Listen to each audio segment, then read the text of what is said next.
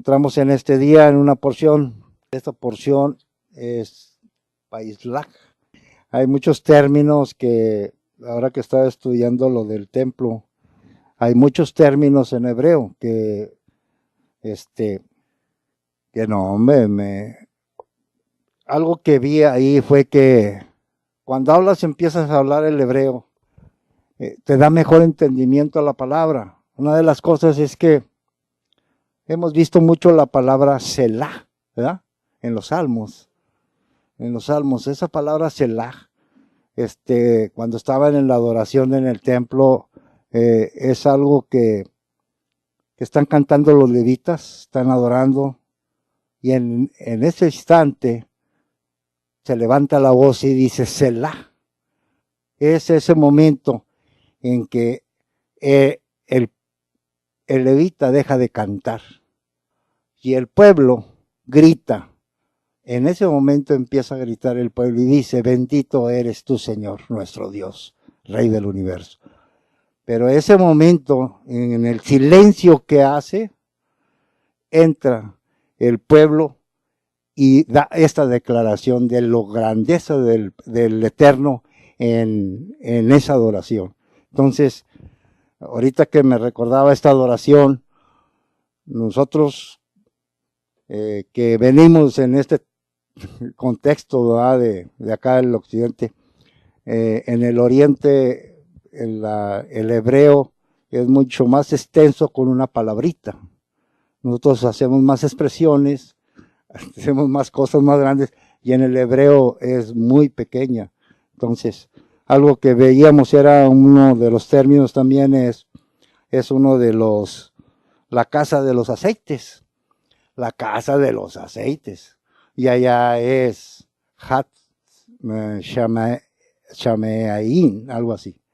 Entonces, se me traba la lengua, ¿verdad?, cuando decimos esto. Pero esos términos, así que los quieres decir casa aceite. O sea, ellos referían mucho el aceite. ¿Por qué? Porque se usaba mucho para la santificación tanto de los sacerdotes como del pueblo que iba a presentar sus ofrendas. Entonces, con esta introducción, pues vamos a ver una de las porciones que está cimentada, son las columnas de nuestra fe, de estos patriarcas. Estos patriarcas son las columnas de la fe de nosotros. Por causa de ellos estamos aquí. ¿Sí? Entonces, el estudiar a estos patriarcas, te reflejas a ti mismo dentro de ellos, porque tú tienes parte de ese ADN de ellos.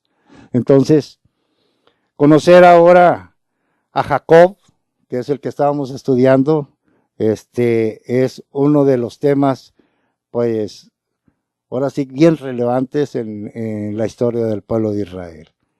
Entonces, esta porción empieza de Génesis 32:3 al 36:43.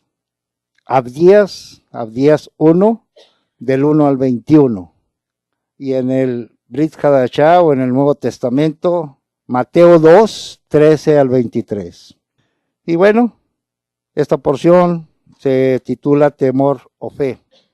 Aquí vemos, en este encuentro vamos a leer una parte de Génesis 32. 32:3 dice: y envió Jacob mensajeros delante de sí a Esaú su hermano a la tierra de Seir, campo de Edom. Y les mandó diciendo: así diréis a mi señor Esaú, así dice tu siervo Jacob, con Labán he morado y me he detenido hasta ahora. Tengo vacas, asnos, ovejas, siervos, siervas, y envió a decirlo a mi señor para hallar gracia entre tus ojos. Y los mensajeros volvieron a Jacob diciendo: vinimos a tu hermano Saúl, y él viene a recibirte, y 400 hombres con él. Entonces Jacob tuvo gran temor y se angustió. Esta parte de que se angustió es una parte del temor, de miedo. Una de las cosas es que le comentaba yo a mi esposa, le digo, pues también Esaú era un hombre diestro en casa, Era un hombre que sabía manejar las armas, tanto, vamos a decir, la espada, el arco, las flechas, todo eso. Él era un hombre que sabía usar esas armas. Entonces, y venía contra Jacob. No venía contra Jacob, sino que él tuvo ese temor, ese miedo que le da. Y pues hombre, a veces nosotros tenemos temor de pasar en un lugar o esto o lo otro, pero debemos de tener fe de que el Eterno nos libra. Y eso es para que nosotros vayamos creciendo espiritualmente. Nosotros debemos de vernos como, así como se mira a Jacob, ¿verdad? Con temor, pero también debemos de vernos con fe. La fe, eso es lo que, es lo que edifica al creyente. Y dice su palabra, la palabra que nos dice, y Jacob envió mensajeros a su hermano Esaú en la tierra de Edom, en preparación para su encuentro. Como se había mencionado anteriormente, Jacob estaba tratando con los ídolos de su corazón y se encontraba lleno de temor debido a su pasado con Esaú.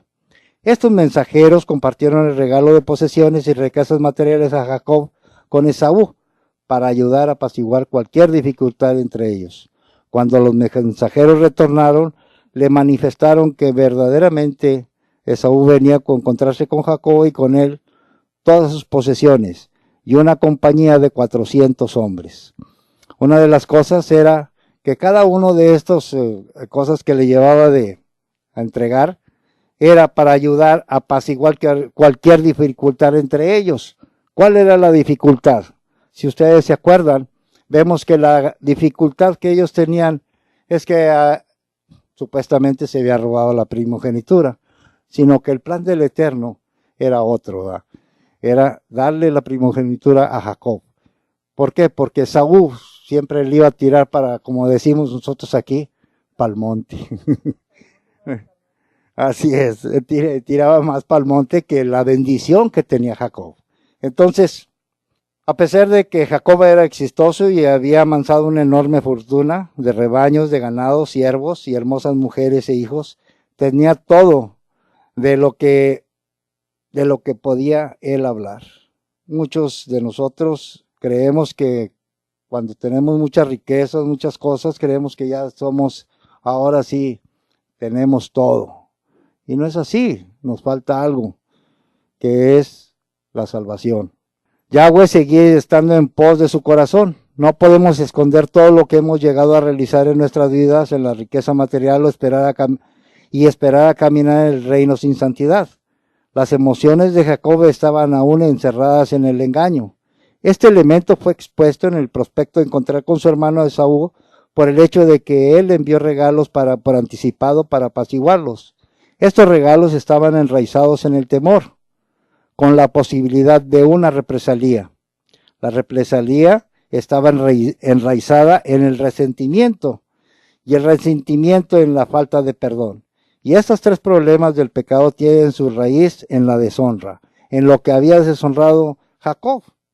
Jacob había hecho muchas cosas que ahora tenían sus consecuencias y sus problemas, ese temor y ese miedo. Allí vemos en Hebreos 12:15, una de las cosas, esa raíz, una raíz muy fuerte. Hebreos 12:15 dice, mirad bien, no sea que alguno deje de alcanzar la gracia de Dios, que brotando alguna raíz de amargura os estorbe y por ella muchos sean contaminados. Al tener estos asuntos operando en su vida, la vida de Jacob revelaba algo, que él seguía teniendo áreas operando en su vida y que él era autosuficiente con su éxito. Por lo tanto, él no había rendido completamente su vida a Yahweh. Muchos de nosotros, aún teniendo todas las cosas que poseemos, pero aún hay algo que no nos satisface. Una de las que decía una persona que estaba dando un testimonio, decía que él tenía todo, tenía hijos, tenía todo, buen trabajo y todo, pero adentro se sentía vacío. Se sentía que le faltaba algo, algo que lo llenara, ahora sí que tuviera algo que anhelar. Cuando él conoció a Jesús como su Señor y Salvador, dijo, empecé a sentir que ese vaso que estaba vacío se empezó a llenar. Cuando empezó con el conocimiento del Eterno, empezó ahora sí a llenar su vida y empezó a dejar las cosas materiales. Y eso es lo que sucede con nosotros. Empezamos a dejar las cosas, a alcanzar las cosas materiales que son buenas, sí son buenas, pero lo que debemos de seguir más, son las cosas espirituales. Buscar siempre, primeramente, el reino de Dios y su justicia. Y todas las cosas serán añadidas. Así es. Entonces, y Jacob, no, lo hizo al revés, ¿verdad? Pero ya después él tuvo un encuentro con su hermano y vamos a ver más adelante. Ahora, tomando el asunto en sus propias manos, aquí vemos cómo nosotros, cuando viene el enemigo, tenemos una oración. Cuando viene el enemigo que tenemos temor, viene una oración. Pero cuando estamos así bien contentos y alegres y gozosos y que tenemos todo, ay Señor, si tú fueras mi Dios, yo te doy todo. Eso es orgullo y altivez de corazón. Aunque le oramos al Dios y tiene tanta misericordia de nosotros, pero cuando oremos debemos de hacerlo con humildad de corazón. Vamos a ver unas de las oraciones en Génesis 28, 20 al 22. Vamos a ver esta oración y luego la vamos a comparar con la de Génesis 32, 9 al 12. Vamos allí a Génesis 28, 20 al 22. Y dijo Jacob, aquí va apenas saliendo y va allá con Labán. Y dice, hizo Jacob voto diciendo, si fuere Dios conmigo y me guardare en este viaje en que voy, y me diere pan para comer y vestido para vestir, y si volviere en paz a casa de mi padre, Yahweh será mi Dios, y esta piedra que he puesto por señal será casa de Dios, y de todo lo que me dieres el diezmo apartaré de ti. ¿Se fijan el tipo de oración que está haciendo él? Si fuere conmigo. El Eterno te abandona, no te abandona. Él siempre está contigo, su presencia siempre va. Cuando eres parte de su pueblo, Él siempre va. Pero si te fijas, este tipo de oración que estaba haciendo, la altivez, yo tengo todo, yo soy como decía el muchacho de la película, yo puedo, yo lo hago. Todo esto con mi fuerza, yo lo voy a hacer, todo esto. Entonces, pero cuando te tocan la fibra de tu corazón, tus hijos o tu familia, ¿qué oración haces? Y vamos a ver la oración que hizo Jacob. Génesis 32, 9 al 12. Y dijo Jacob, Dios de mi padre Abraham, Dios de mi padre Isaac, Yahweh, que me dijiste, vuélvete a tu tierra y a tu parentela y te haré bien. Y aquí hay una humillación muy tremenda. Dice, menor soy que todas las misericordias, que toda la verdad que has usado para con tu siervo. Pues con mi cayado pasé este Jordán y ahora estoy en estos dos campamentos. Líbrame ahora de la mano de mi hermano, de la mano de Esaú, porque le temo. No venga acaso y me hiera la madre con los hijos. Y tú te has dicho, yo te haré bien, tu descendencia será como la arena del mar que no se puede contar por la multitud. ¿Te fijas? Mi siervo. Cuando empiezas a hablar así, humillarte ante el Eterno, ¿qué sucede? Hay una transformación dentro de ti. Y eso es lo que sucedió con Jacob. Empezó a tener una transformación dentro nuestro. Y así nosotros, cuando nos tocan la fibra de nuestro corazón con nuestros hijos o con nuestras familias, te humillas y empiezas a clamar del Eterno de otra manera. Entonces, cuando hagas tu oración, hazte oración con humildad. Jacob tuvo que enfrentar su pasado de manipulación con la finalidad de seguir adelante hacia su futuro. El miedo continuo seguía siendo la fuerza que le dominaba y luego de orar preparó un presente para su hermano. Algo que vemos es que él dijo, le voy a mandar unos regalitos para acomodar bien la situación. Pero, sí, para irlo calmando. una de las cosas es que, bueno, este mundo tenemos un mundo de materialista, un mundo que busca mucho lo material, pero nosotros como creyentes, pues nos reservamos un poquito el regalarle al mundo, porque el mundo te pide muchas cosas que no pueden estar en nuestra mano. Y hay veces cuando te regalan algo, pues te regalan una cosa que no va contigo, con tu creencia, con lo que tú crees. Pero el mundo cree que eso se te satisface. En cambio, cuando es espiritual, tienes que ver las cosas que te regalan de otro modo. Porque cuando te regalan algo espiritual, sientes dentro de tu corazón lo mejor, lo más bonito. Una de las cosas que a mí me regalaron ahora en estos días fue que me arreglaron mi Biblia, gracias a mi hermanita, y se lo agradezco porque tenía problemas con mi Biblia, se me había deshojado.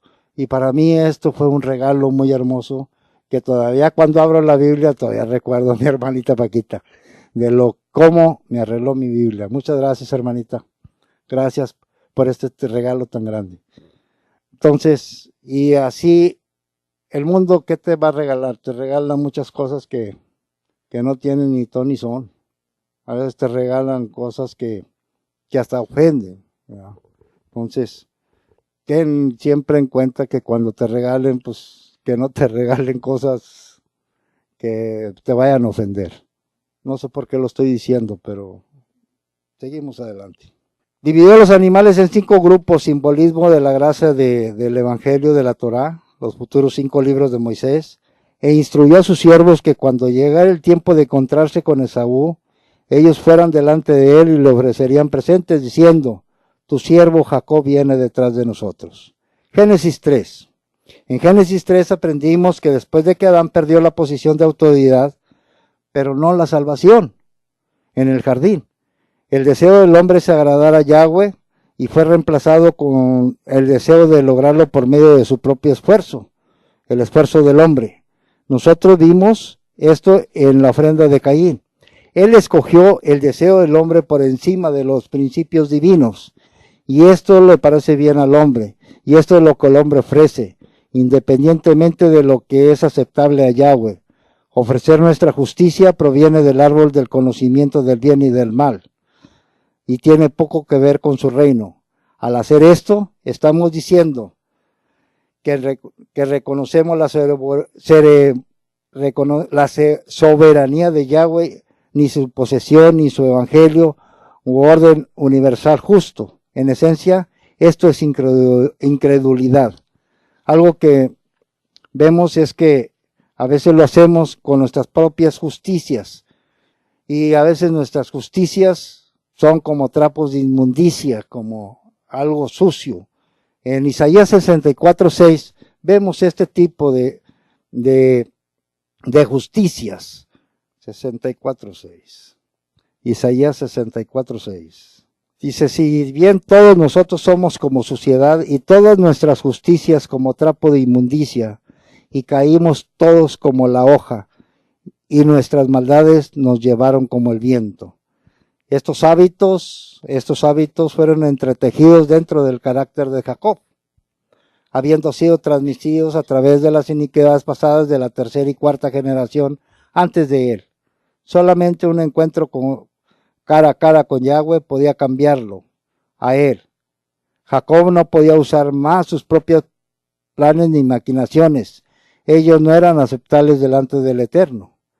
Yahweh había pronunciado el pacto con Abraham, Isaac y Jacob. Cada patriarca necesitaba un cambio de corazón antes que el pacto se realizara, y de todo a través de él, ya que el reino se construye en la santidad. La circuncisión es la obra del Espíritu Santo. La que estamos a punto de presenciar en Jacob es la muerte de su vieja naturaleza. La vieja naturaleza, lo que es de este mundo, lo que es de esta era, y es el nacimiento de un hombre en pos de su propio corazón de Yahweh. Cuando reconocemos a nuestro Señor, vemos que nuestra naturaleza anterior es quitada y luego nos da otra naturaleza. Por eso, cuando tenemos esta lucha, es una lucha constante que tenemos de tirarle, como decimos, pa'l monte, hacer lo malo. Casi siempre por lo regular queremos hacer lo malo, porque esa es nuestra naturaleza caída. Pero cuando ponemos al Eterno, ahora sí, en medio, Él es como una barrera y no te deja traspasar ese límite. Bueno, Jacob lucha. En Génesis 32:22 vemos que los regalos en su lugar, Jacob acampó entrada la noche. Durante la noche Jacob se despertó y tomó de sus 2 esposas, sus criadas y sus 11 hijos, y cruzó el arroyo de Jaboc. Jacob envió todas sus posesiones delante de él. Él había llegado a un lugar de la nada. Jacob, en Jaboc en hebreo significa derramar o vaciar. Ahí derramó o vació su corazón Jacob. Con sus familias y sus posesiones reubicadas, Jacob se encontró solo. Se dio cuenta que sus fuerzas y habilidades no eran suficientes. Su diplomacia, sus trabajos, sus riquezas y todo lo que había acumulado no podían salvarlo. Y era lo que hablábamos ahorita, de cómo todo lo que hemos acumulado, hay veces tenemos todo, pero no te salva. Nos falta la llenura del Espíritu Santo. Cuando Jacob se quedó solo, un varón luchó con él hasta que rayaba el alba. En lugar de su propio esfuerzo, Jacob alcanzó de nuevo el odre y el vino nuevo que se le ofreció, y se liberó de todo recurso humano propio, de toda seguridad, de toda preferencia y sentimientos, para recibir la liberación. Casi al final el hombre vio que Jacob estaba listo y lo tocó en el encaje del muslo, descoyuntando su cadera. El hombre dijo: déjame ir porque raya el alba. Jacob respondió: no te dejaré ir si no me bendices. Muchos de los que hemos visto, muchos comentarios que hemos estado viendo, uno del varón que luchó con Jacob, dicen que era un ángel de las tinieblas. ¿Por qué? Porque dijo que cuando rayaba el alba, dijo: déjame ir, porque raya el alba. Y dice que no podía ver la luz. Lo que sucede aquí es que ningún demonio, ningún ángel te puede cambiar tu vida de bendición. Tu bendición ya la tienes. Una de las cosas es que ningún demonio, ningún espíritu malo te puede bendecir. Solamente Dios. Es el único que te puede bendecir. Es Yahweh. Entonces, varios comentaristas que vimos esta semana decían que era un ángel de las tinieblas, el que estaba luchando con Jacob. Pero luego vemos y empezamos a ver que la bendición con la que luchó con ese ángel fue mucho más trascendental, que ahora nos alcanza a nosotros. Esa bendición se la dio Yeshua. Con el que peleó fue con Yeshua. Pero peleó no en una manera de cuerpo a cuerpo, sino que fue en una transformación dentro de la humanidad de Jacob. Eso fue una lucha interna de poder. O sea, muchos, el razonamiento normal, no, pues aquí yo puedo, yo hago. Pero ¿qué te dice el Eterno? Sométete primero a mí y luego lo demás. Entonces, nosotros a veces creemos que nuestras propias fuerzas nos pueden librar de muchas cosas, o nuestra mente, o nuestro corazón, pero no. Necesitas someterte primero al Eterno, para que el Eterno te dé ahora sí una nueva bendición, te ponga un hombre nuevo. Entonces, aquí cuando él lucha con él, fue una lucha muy fuerte, porque cuando cambias tu mente, es una lucha muy fuerte, y te lo digo por experiencia propia, porque sí fue una lucha muy tremenda cuando empezamos a conocer el Eterno. No entendíamos primero, pero Él fue transformando nuestra vida. Nos fue quitando la altivez, el orgullo, hipocresía, muchas cosas de nosotros que nos ha quitado y nos fue transformando en otra persona.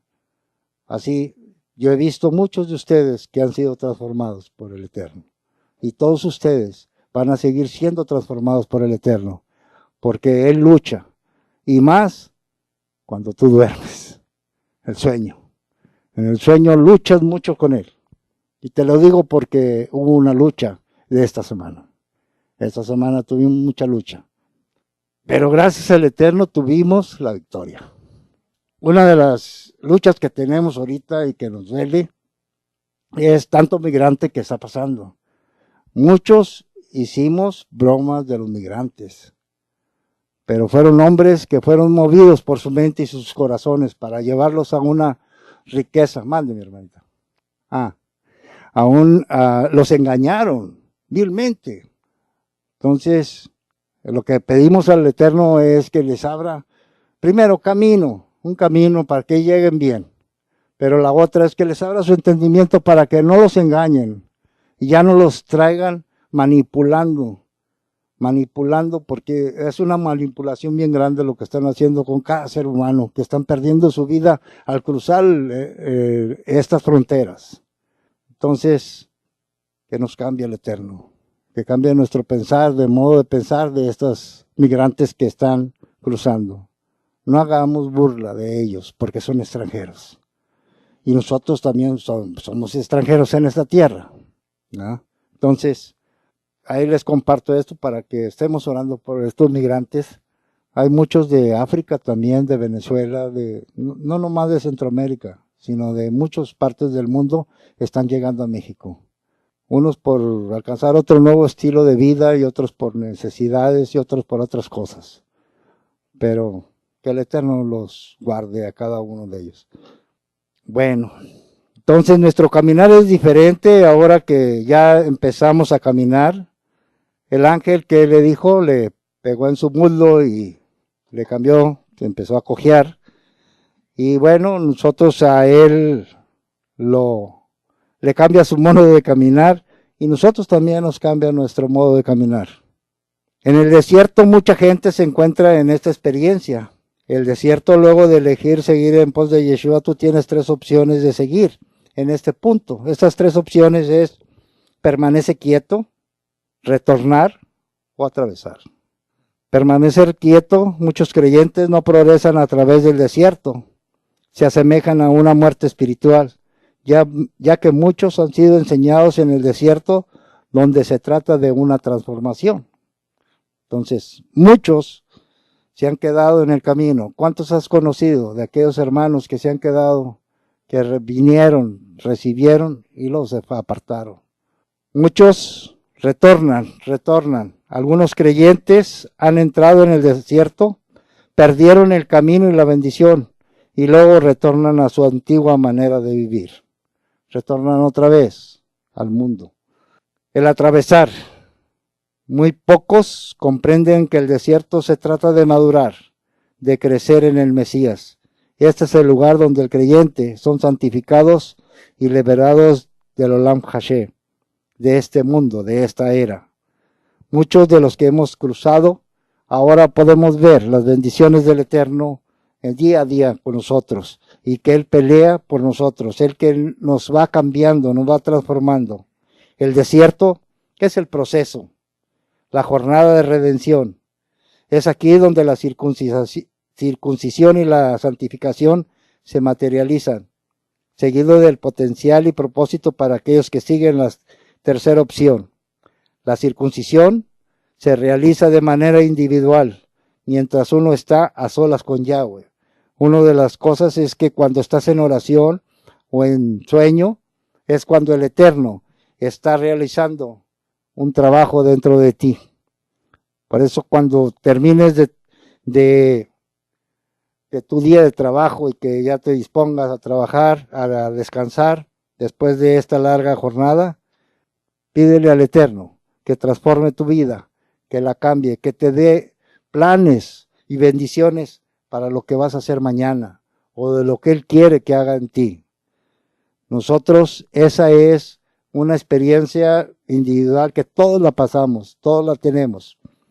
Y esto no es algo que otras personas pueden hacerlo por ti.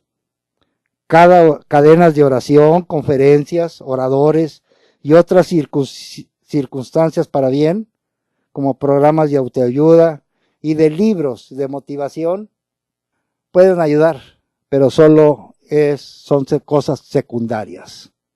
Esos te pueden ayudar a muchas cosas, en muchas áreas de tu vida, pero esas cosas son secundarias. Algunos pueden incluso convertirse en dependientes de ellos, perdiendo el enfoque que solo Yeshua es el salvador de su alma. Ayudas como estas no pueden producir el aceite de unción que sus lámparas necesitan para llevarnos al santo lugar. Nosotros hemos encontrado muchos comentarios y hemos leído muchas cosas de libros de autoayuda, como ahora que hemos estado leyendo el de Isaías 53, y todos esos libros que hemos estado, también el de, ¿cómo se llama? El libro de Silenciando al Acusador. Son muy buenos, son buenos esos libros, te ayudan bastante, pero no te dan el aceite que uno produce para estar en el lugar santísimo con el Eterno. Necesita ser de tu corazón. Está bien, las oraciones, todo eso está muy bien, pero la oración que tú hagas al Padre de corazón, cuando te humillas y que dices, Padre, aquí estoy, haz esto de mí, pero cuando se lo pides con amor, con misericordia, eso es lo hermoso de estar en la presencia del Eterno en ese tiempo. El aceite de la unción para esta lámpara de cada creyente viene de una vida santificada, de una vida que es justa, que es eso, y lo produce la santidad nada más. Solo un encuentro con el Creador cara a cara va a mover a nuestro pueblo de ministrar en la corte externa, lo cual está fuera del tabernáculo, y es para ministrar en la corte interna, que está dentro del tabernáculo, nosotros. Nada de la propia naturaleza puede ser activado cuando su pueblo ingresa en el lugar santo. Ellos tienen que ser circuncidados y santificados para entrar en el tabernáculo. De esto se trata la experiencia en el desierto. El desierto te prepara para esa novia, te prepara para que cuando llegue a tu destino dentro del tabernáculo, ha sido para ti. Este tabernáculo que ha provisto Yeshua para su novia a través del pacto de Abraham, Isaac y de Jacob. Por ejemplo, en Éxodo 19:5 dice que nosotros somos un especial tesoro. En Primera de Pedro 2:9, que somos una nación santa. Cuando nosotros nos preparamos en el desierto para la novia, es cuando buscas la fidelidad del Padre. Cuando buscas tú la fidelidad tuya con el Padre, empieza una transformación y empieza a apartarte para llegar a esa santidad. Una de las cosas que vemos en el tabernáculo, en el templo, que habla de Ezequiel 43, dice que había varios escalones para entrar a su santidad.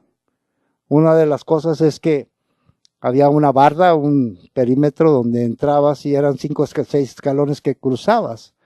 Cuando tú pasabas a ese, entrabas a un lugar más poquito santo. Cuando estabas en el atrio de los gentiles, pues estabas como cualquiera. Pero cuando empezabas a caminar en esos escalones, empezabas a subir de santidad. No a la santidad perfecta todavía, porque hay niveles de santidad. Conforme vamos caminando en el Eterno, vamos subiendo niveles de santidad. Por eso es importante ir conociendo los planes, los propósitos del Eterno, cómo la Escritura, todo eso nos va llevando en escalones a llegar a ese nivel de santidad. Entrar en la presencia de Yeshua no se basa en ser perfectos, pero nosotros necesitamos estar dispuestos a mantener y guardar su palabra. observando sus instrucciones. Él ve tal disposición en nuestro corazón adelante como perfección. Está de acuerdo tu corazón y es lo que permite nosotros como creyentes entrar de lleno en su presencia. ¿Estamos de acuerdo? ¿Estamos de acuerdo con Él en todo lo que Él dice? ¿Estamos obedeciendo todo lo que Él nos manda para poder entrar en su presencia? Esa pregunta, contéstatela tú, Señor. En Romanos 13, del 10 al 14, vamos ahí, mi hermano. Unas instrucciones de luz, unas instrucciones que podemos encontrar en este pasaje. Romanos 13, 10 al 14. Dice, el amor no hace mal al prójimo, así que el cumplimiento de la Torá es el amor. Y esto, conociendo el tiempo, que es hora de levantarnos del sueño, porque ahora está más cerca de nosotros nuestra salvación que cuando creíamos. Caminando, la noche está avanzada y se acerca el día. Desechemos, pues, las obras de las tinieblas y vistámonos las armas de luz. Andemos como de día, honestamente, no en glotonerías ni borracheras, ni en lujurias y lascivias, no en contiendas y envidias, sino vestidos del Señor Yeshua HaMashiach, y no probáis para los deseos de la carne. ¿Cómo entras? ¿Cómo caminas? Camina la santidad despacio, despacio. Que cada escalón que sea de tu vida sea un escalón para seguir más adelante en la santidad. El hombre, hemos visto que la palabra de Yahweh a veces lucha mucho contigo y a veces lucha conmigo también. ¿Ha luchado mucho con la palabra? Sí, luchamos, a veces no lo entendemos o nos da un pasaje, lo entendemos y no lo queremos asimilar porque nos está pegando en donde hay áreas que necesitamos quitar de nuestras vidas. Hay áreas donde debemos de ser transformados. Entonces, y esa lucha es la que nos enseña Juan 1.1. Juan 1.1 dice, en el principio era la palabra, y la palabra era con Dios, y la palabra era Dios. Entonces, y en Juan, ahí mismo, en 1.14 dice, y aquella palabra fue hecha carne y habitó entre nosotros y vimos su gloria, gloria como el unigénito del Padre, lleno de gracia y de verdad. Cuando tenemos esa palabra y la empezamos a usar, empieza una lucha interna tuya y mía. Pero cuando empieza esa luz a brillar, empezamos a ver la luz, como Jacob, que vio a Yeshua cara a cara. Empiezas a ver la luz. Y eso es lo que queremos nosotros, ver al varón, a este varón. Yeshua y le dijo, ¿cuál es tu nombre? Y él respondió, Jacob. Y el varón Yeshua le dijo, ya no será tu nombre Jacob, sino Israel, porque has luchado con Yahweh en la carne, y con los hombres y has vencido. Entonces, vemos que él fue transformado completamente, así como fuimos transformados nosotros completamente. Yahweh quería que Jacob comprendiera cómo obraban sus principios antes de poder bendecirlo. Yahweh usa palabras, usa pruebas en nuestras vidas para elevarnos de propósitos. Por su nombre sea un testimonio y sea glorificado en la tierra todo lo que hacemos. El problema es que muchos creyentes no entienden y no conocen su palabra y cómo aplicar su evangelio en la vida, a lo que la Escritura denomina incredulidad.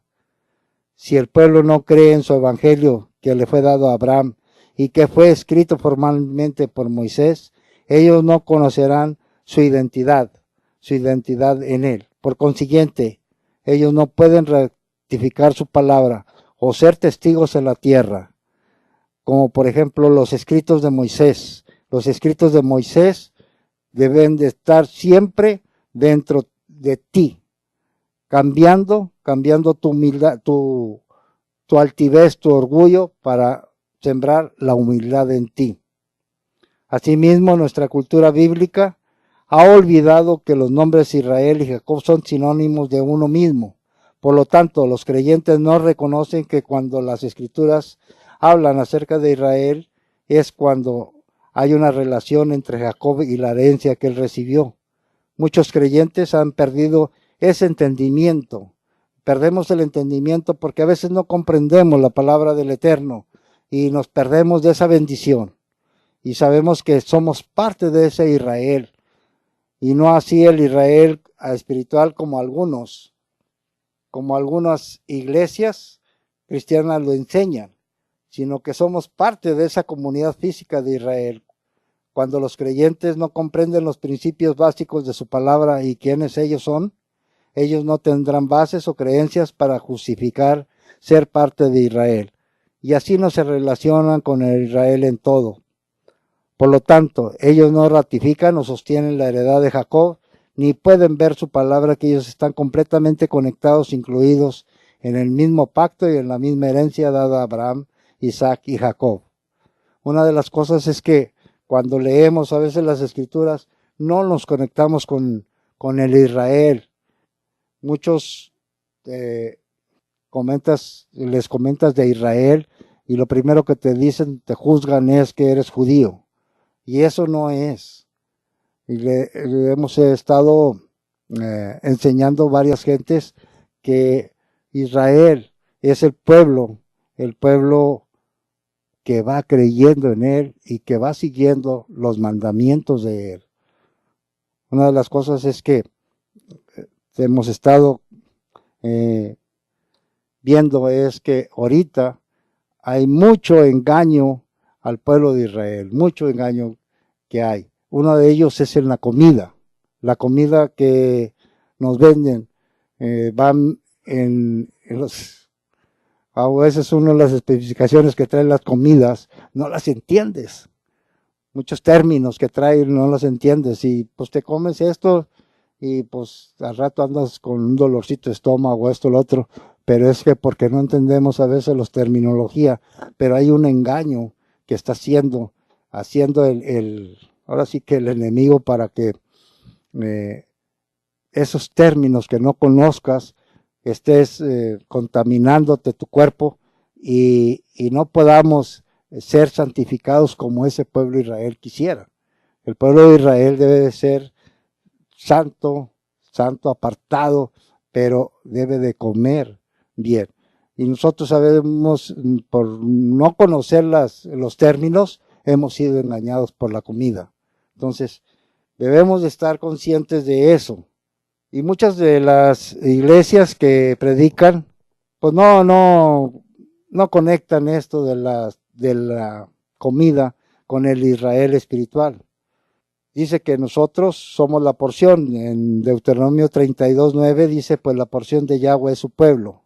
Jacob es la parte de su heredad, la heredad que nos tocó, esa heredad que le dio a Jacob. Salmo 47:4 dice, Él nos escoge nuestra heredad, la gloria de Yahweh, a quien Él ama, Shelah. Jeremías 51:19 dice, no es como están las cosas la porción de Jacob, porque Él es el hacedor de todo y de la tribu de su heredad. El Señor de los ejércitos es su nombre. En Romanos 11:25-27 dice, porque no quiero, hermano, que ignoréis este misterio, para que no seáis sabios en vuestra propia opinión, que a Israel le ha acontecido un endurecimiento parcial hasta que haya entrado la plenitud de los gentiles, y así todo Israel será salvo, tal como está escrito. El libertador vendrá de Sión y apartará la impiedad de Jacob, y este es el pacto con ellos cuando yo quite sus pecados. Una de las cosas es que ha ido quitando los pecados de nuestras vidas, para que ya no tengamos ese endurecimiento que nos ha dado una ceguera grande. Grande hemos tenido esa ceguera por muchos años, pero ya a hoy podemos ver la luz. El Salmo 89:18 dice, pues Yahweh es nuestro escudo, el Santo de Israel nuestro Rey. Jacob aprendió a rendirle todo a Yahweh. Lo que él ganó fue la salvación de su alma. Él vino a un lugar de santidad y de intimidad con el Mesías. El día del Señor ha llegado sobre nosotros. Nosotros no podemos salir de un encuentro cara a cara con Yahweh y no ser transformados para siempre. A partir de entonces Jacob caminó de una manera muy diferente y también nosotros lo haremos. Y por último, Malaquías 4:2-3 dice: mas vosotros que teméis mi nombre, se levantará el sol de justicia, con salud, con salvación en sus alas, y saldréis, y saltaréis como terrenos de establo, y hollaréis a los impíos, pues ellos serán ceniza bajo la planta de vuestros pies en el día que yo actúe, dice Yahweh. Y llamó Jacob el lugar de aquel lugar Peniel, en Génesis 32:30, y dice: el rostro de Dios, vi a Dios cara a cara, y fue liberada mi alma. Y así es un cambio de estatus cuando nuestra vida natural o terrenal a una vida con propósitos divinos, a una vida con una vida santificada y espiritual. Cuando vemos a cara Yahweh, que tenemos ese encuentro, tenemos una transformación grande, de una vida natural o terrenal, y nos cambia nuestra vida a una vida con propósitos. Al igual que Jacob, cada vez que los creyentes dan un paso fuera de los caminos del pacto de Yahweh, necesitamos retornar, renovar nuestro compromiso y limpiarnos, santificarnos a sí mismos nuevamente de esto. Y este es el propósito de la salvación, sino que le permite a su pueblo poder retornar una vez más a su estado de santidad. Una manera de renovarnos en el Señor, y esto es ya para concluir. Vamos a leer Colosenses 3:1-17, pero quiero que lo leamos todos. Colosenses 3:1-17. Vamos a leerlos todos en voz alta. Y dice: si pues habéis resucitado con Cristo, el Mesías, pues que donde está Cristo sentado a la diestra de Dios, poned la mira en las cosas de arriba y no en la tierra, porque habéis muerto y vuestra vida está escondida en el Mesías de Dios. Cuando el Mesías, vuestra vida, se manifieste, entonces vosotros también seréis manifestados con él en gloria. Haced morir, pues, lo terrenal a vosotros: fornicación, impurezas, pasiones desordenadas, malos deseos, avaricia, que es idolatría, y cosas por las cuales la ira de Dios viene sobre los hijos de desobediencia, en las cuales vosotros también anduvisteis en otro tiempo, cuando vivías en ellas.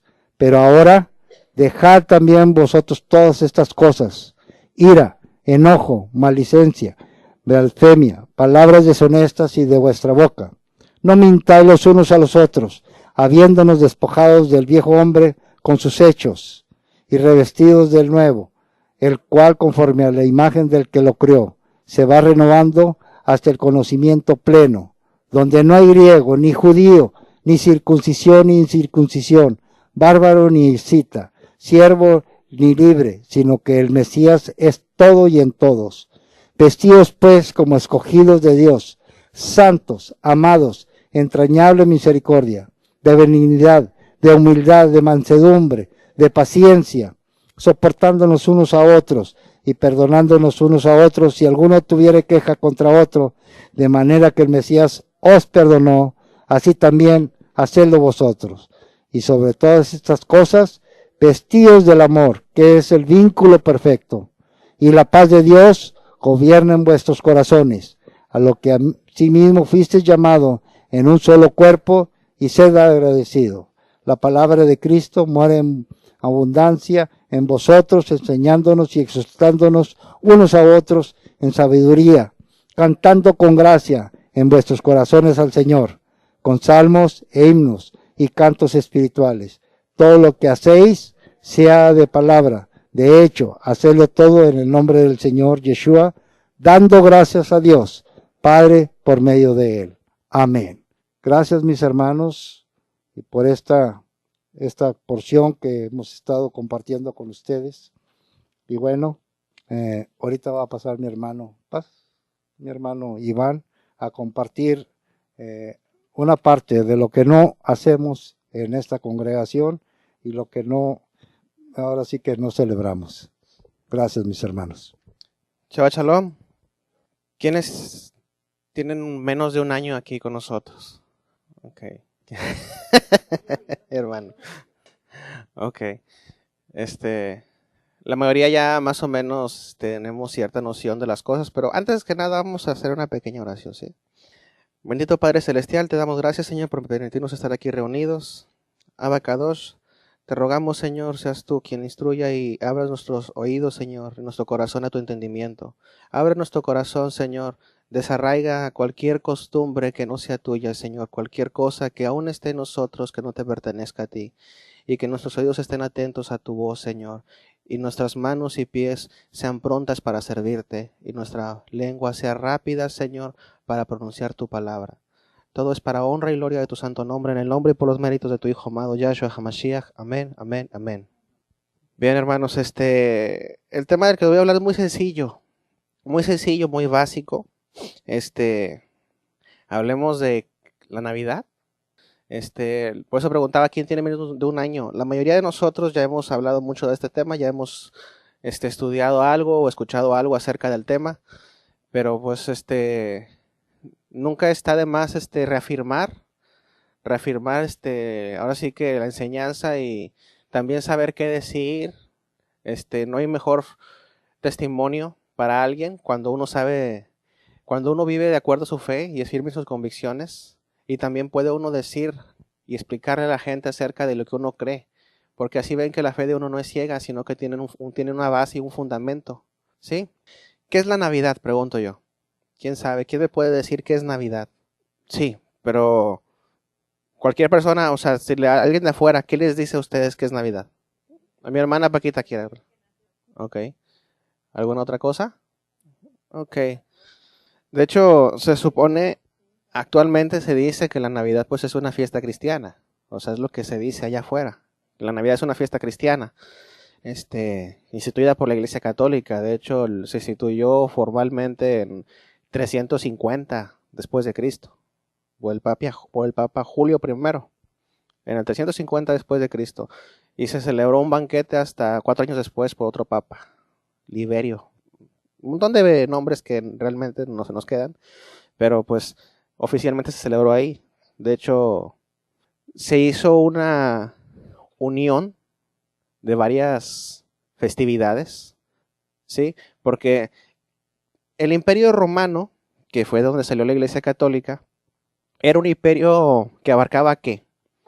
¿Era una sola cultura o eran muchas culturas? Varias culturas, de hecho, desde lo que es España hasta el Medio Oriente, todo el norte de África y parte central de Europa. Fue la extensión más grande que agarró el Imperio Romano. Y había una enorme cantidad de culturas que eran parte de ese imperio, con una enorme cantidad de tradiciones, ¿sí? De dioses, de religiones, de festividades, de costumbres. Cuando Roma se cristianizó, y digo así cristianizó porque pues el primer emperador que se autonombró cristiano fue, ya saben todos, y los que no sepan, pues fue Constantino. Fue el primer emperador que se autonombró cristiano y que dijo que el imperio era cristiano. Pues porque para que todos sus siervos, sus súbditos, estuvieran en paz y en armonía, él unió todas sus festividades en una sola cosa, ¿sí? Se dice que pues fue el 25 de diciembre cuando nació el Mesías y que después el 7 de enero fueron aquí se dice, así se dice aquí en México. El 6 fueron los Reyes Magos que llegaron a darle las ofrendas al niño ahí en el pesebre. Es lo que se dice aquí normalmente, lo que te dice la iglesia, ¿sí? Pero de hecho, ¿saben por qué realmente dónde viene la fecha del 6 de enero? O sea, realmente no es que eso fue lo que se acomodó acá, en esta región. En otros países de Europa la Navidad la celebran el 6 de enero, ¿sí? No es que acá se dice que no es que nació el 25 y el 6 de enero vienen los Reyes Magos porque fue la epifanía del Señor, o sea, la manifestación del Señor a los paganos, ¿sí? Así lo dice la iglesia en esta región de acá.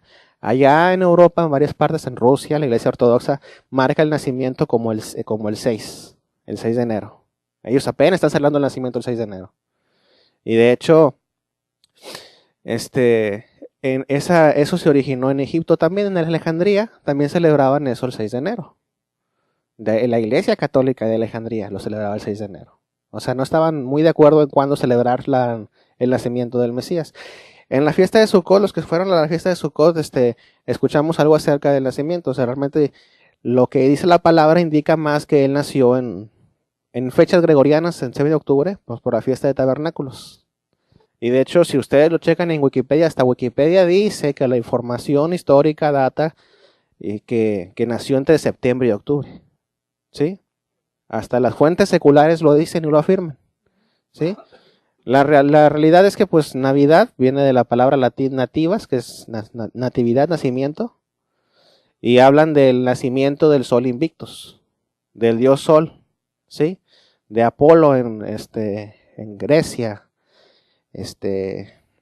y bueno, Helios también lo toman como en Roma, Efebo también. Hay bastantes, de hecho el Mitra en Persia, Tamuz, Babilonia. Incluso aquí en México, Huitzilopochtli, el dios Sol, también es de esas fechas. En Egipto era Ra, Horus era el sol chiquito. Ra era el sol grande y Horus era el sol chiquito. En el norte de Europa, Frey. Hasta los incas también tenían un dios en esas fechas, el dios Sol. Todos son el dios Sol. O sea, ¿por qué creen ustedes que en diferentes culturas, muy distantes unas de otras, todas celebran el nacimiento del sol en las mismas fechas? El dios Sol. ¿Alguien podría? Por el solsticio de invierno. Precisamente eso. ¿Sí? Todas las culturas antiguas veneraban al sol y sus astrólogos, ahí no son astrónomos, son astrólogos, usaban, ahora sí que sus calendarios eran solares, todos eran solares. Recuerden que el calendario interno no es solar, es lunar. Todas las culturas paganas, sus calendarios eran solares, había un culto alrededor del sol. Ahora, ¿de dónde viene toda esa adoración del sol? ¿Cuál es el centro? ¿Dónde fue donde estaban todas las naciones concentradas? En Babilonia. Fue ahí donde se dispersaron todas las naciones, donde se confundieron todas las lenguas, y por eso no es casualidad que todos los dioses paganos tengan un equivalente en otra cultura. Porque todas las culturas tienen un dios pagano que es prácticamente el mismo, nomás que con otro nombre, otra ropa, pero incluso sus fiestas y tradiciones son casi las mismas en referencia a sus dioses paganos. ¿Y por qué digo paganos? Porque al decir pagano me recuerdo, estoy refiriéndome a gentilas, a comuna, dioses ajenos, ¿sí? Dioses que no son dioses, hechos por el nombre, por manos de artífices.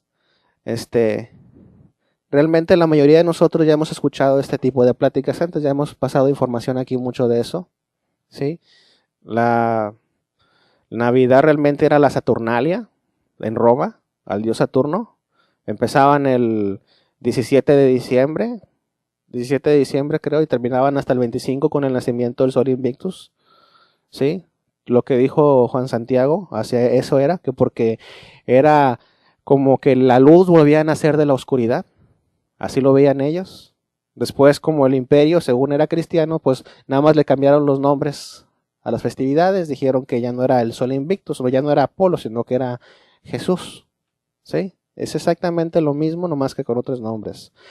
Me acompañan por favor a Deuteronomio 12:30.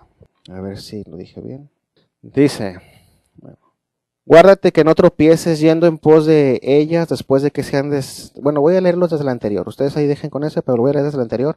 Cuando Yahweh tu Dios te haya destruido delante de ti las naciones donde vas para poseerlas y las heredes y habites en su tierra, guárdate de que no tropieces yendo en pos de ellas después de que sean destruidas delante de ti.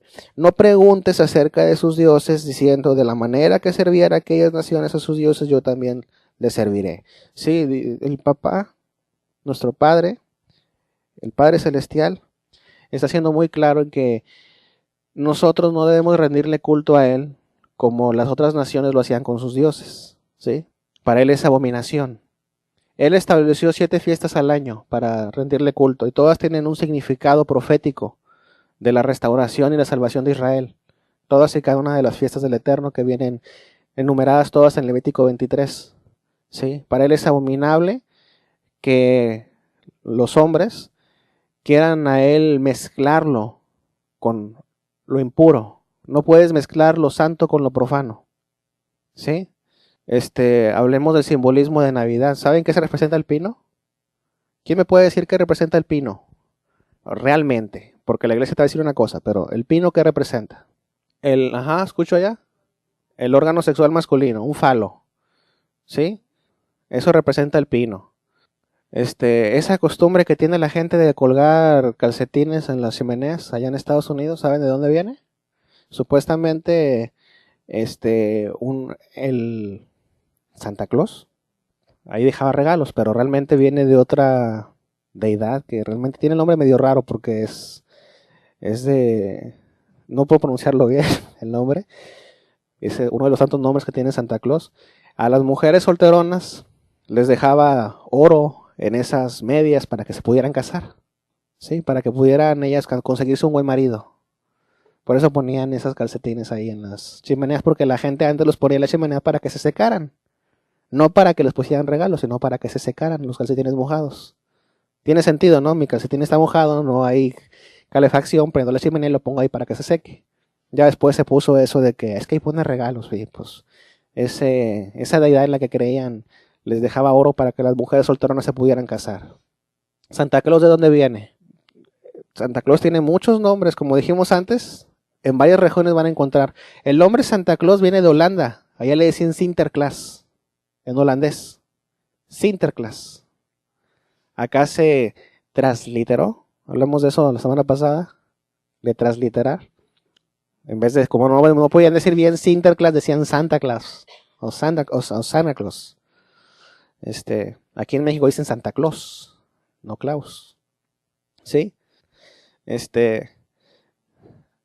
San Nicolás, que es Papá Noel, San Nicolás de Bari era un sacerdote allá en Turquía, una persona de familia rica que su papá quería que él siguiera su tradición de comerciante y su mamá quería que fuera sacerdote. Después sus papás se mueren en una peste y pues él supuestamente dio todo su dinero, lo dio a los pobres, a los necesitados y se fue a convertir en obispo. ¿Sí?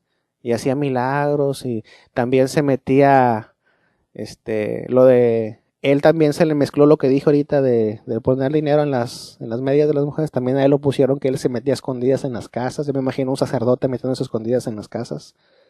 Estaba medio sospechoso. Pero es un sincretismo en sí. San Nicolás de Bari pues era una persona común. Que lo usaron a él, la iglesia lo usó a él para mezclarlo con esas otras deidades. El gorrito que usa es el gorrito que usaba Mitra, un gorro frigio. ¿Sí? El gorrito se llama gorro frigio. Es el gorrito que usaba Mitra, el dios Sol. Supuestamente todo lo de Sinterklaas tiene que ver con el 5 y 6 de diciembre.